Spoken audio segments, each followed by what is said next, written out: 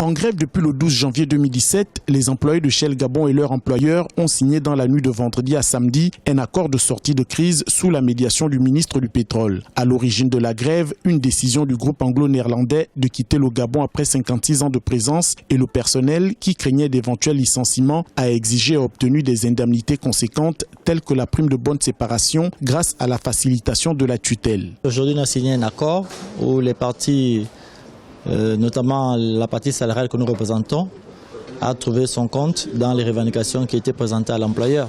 Les travailleurs de Shell Gabon sont satisfaits de cet accord et l'ONEP ne peut qu'exprimer sa joie après cette signature. Si l'histoire de Shell Gabon s'est longtemps confondue à l'histoire du développement du Gabon, il n'en demeure pas moins qu'au sortir de ces négociations, aucune partie n'a triomphé. En effet, cette grève s'est traduite par une réduction progressive de la production allant de 30 à 50%, entraînant de grosses pertes financières pour Shell Gabon et pour l'État. Je voudrais reconnaître ici que malgré les difficultés que nous avons rencontrées ces derniers jours, nous pourrons très prochainement nous remobiliser pour d'abord nous réformer comme une famille, mais surtout retravailler ensemble et si possible rattraper les pertes que nous avons subies suite à ce conflit.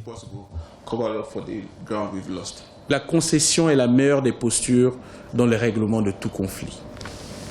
C'est avec une vive émotion que le ministère du Travail et moi-même avons le plaisir d'annoncer à la communauté nationale et internationale la fin de la grève à Shell Gabon, d'un commun accord avec toutes les parties prenantes. Le géant pétrolier va céder sa filiale au Gabon et doit signer courant janvier un accord de vente de ses actifs dans le pays avec le fonds d'investissement américain Carlyle. L'État a réussi à obtenir de Shell Gabon de garder les 400 salariés de cette structure au moment où la crise mondiale du pétrole n'épargne aucun producteur.